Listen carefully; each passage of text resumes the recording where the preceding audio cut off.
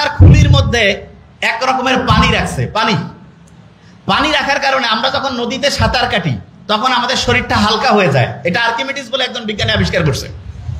এবং আমাদের ব্রেনটা আমাদের এই খুলির মধ্যে ওইরকম সাঁতার কাটতেছে, এবং সাঁতার কাটার কারণে যে ব্রেইনের ওজন প্রায় ১৫০০ গ্রাম সেটা কমে মাত্র 50 গ্রাম হয়েছে। কত গ্রাম? 50 গ্রাম। এটা কিন্তু একটা প্রশ্ন ধরবো, তাহলে ১৫০০ গ্রামের ব্রেন পানির মধ্যে সাঁতার কাটার কারণে কয় গ্রাম হয়েছে? ভেরিফাই। কত গ্রাম? 50 গ্রাম। তার মানে আপনি যে মাথাটা এরকম করতেছেন, কত গ্রাম করতেছেন? 50 গ্রাম। আমরা যখন মায়ের গর্ভে ছিলাম না, এই যে লাস্ট বেঞ্চ, মায়ের গর্ভে যখন ছিলাম, মায়ের গর্ভেও কিন্তু আমরা এরকম সাঁতার কাটতাম। এবং আল্লাহ এত সায়েন্টিফিক, মায়ের গর্ভে যখন আমরা ছিলাম মাকে লাথি মারতাম, গুতা মারতাম, কিন্তু মা যে কষ্ট করতো, এই জন্য মায়ের আলাদা একটা মর্যাদা আল্লাহ দিয়েছেন। এবং মুহাম্মদ সাল্লাল্লাহু আলাইহি ওয়াসাল্লাম তো আমরা এটা জানি যে সম্মান করবো কার? মায়ের, তারপরে কার? মায়ের, তারপরে কার? মায়ের, তারপরে কার? বাবার। তার মানেটা কি? তার মানে যে যত বেশি পরিশ্রম করবে, যে যত বেশি কষ্ট করবে, তার মর্যাদা আল্লাহ তত বাড়ায় দিবে। আমরা যারা মুসলমান সমাজের আছি, আমাদের সবচেয়ে শ্রেষ্ঠ একটা বৈশিষ্ট্য হইতে হবে চেষ্টা করা, পরিশ্রম করা। 1 নম্বর বৈশিষ্ট্য কি হবে? চেষ্টা করা, পরিশ্রম করা। পরিশ্রম আর চেষ্টা করার যে স্টাইলটা, সেটা আল্লাহ আমাদের গোটাল ডেইলি রুটিনের মধ্যে অলরেডি দিয়ে দিয়েছেন। কিরকম? মুসলমান যারা 5 ওয়াক্ত নামাজ পড়ে না, 5 ওয়াক্ত ফজর যখন আমি নামাজ পড়ি, নামাজ পড়ার পরে আমরা অনেকে মূর্খ, তো নামাজ পড়ার পরে ইচ্ছামতো ঘুমাই গেলাম, তার লাভটা কি হলো? আল্লাহ নামাজ পড়ার পরে আমাদেরকে পরিশ্রমে যাওয়ার জন্য সবচাইতে বেশি হচ্ছে উদ্বুদ্ধ করছে। নামাজ শেষ করো, তারপরে তোমার জীবিকা অন্বেষণে বের হয়ে যাও। জীবিকা অন্বেষণ মানেটা কি? স্টুডেন্ট যারা, সে কি টাকা ইনকাম করবে? নো, তার প্রধান কাজ কি? পড়াশোনা করা। তাইলে আমি ফজরের নামাজ যখন পড়লাম, তারপরে আমার প্রথম কাজ কি হবে? পড়াশোনা করা। কি করা? পড়াশোনা। পড়াশোনার ক্ষেত্রে সবচেয়ে ভালো বুদ্ধি যেটা, সেটা হচ্ছে আগে কোরআন পড়ে নিব। যেমন প্রফেসর মোখতার আহমেদ স্যার বলছেন, আমি তো শুনে খুব মজা লাগলো আজকে। এরপরে ওই আবু হুরায়রা কি বললো? যা আমি পড়ি তাই আমার খেয়াল থাকে। ঠিক না? আবু হুরায়রা খেয়াল থাকতো না। তার মানে মানুষের, মুহাম্মদ সাল্লাল্লাহু আলাইহি ওয়াসাল্লামের এই যে অসাধারণ একটা মানে বরকতের পূর্ণ, অসাধারণ একটা হচ্ছে যে দোয়ার বরকতে তার স্মরণ শক্তিটা অন্য লেভেলে চলে গেছে না? তাহলে আমরা যারা এখানে স্টুডেন্টরা আছি, আল্লাহর কাছে কিন্তু মুহাম্মদ সাল্লাল্লাহু আলাইহি ওয়াসাল্লাম তো নাই, কিন্তু তার শেখানোর রাস্তায় আমরা কিন্তু আল্লাহর কাছে চাইতে পারি। প্রথম যে কাজটা করবো সেটা হচ্ছে কোরআন পড়া। প্রথম কাজটা কি? আচ্ছা, এবার আমি বলি আগে।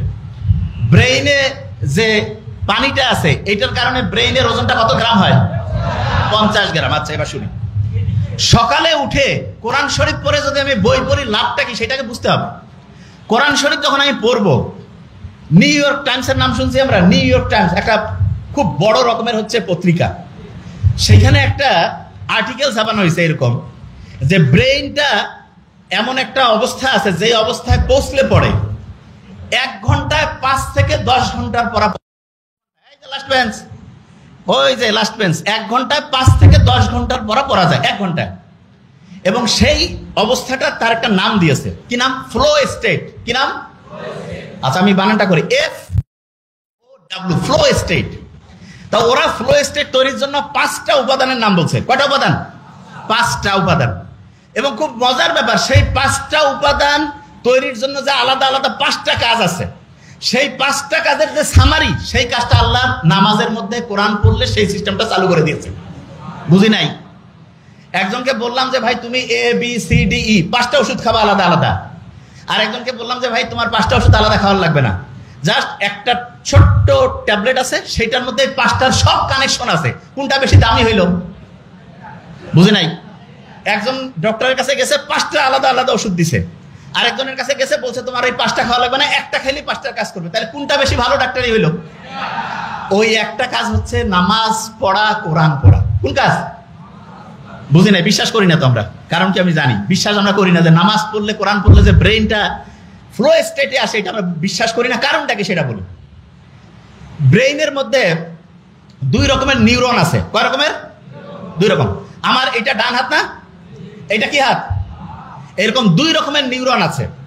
এক রকমের নিউরন আমি যদি ভালো চিন্তা করি সেটাতে সে হেল্প করবে, শুনতেছি।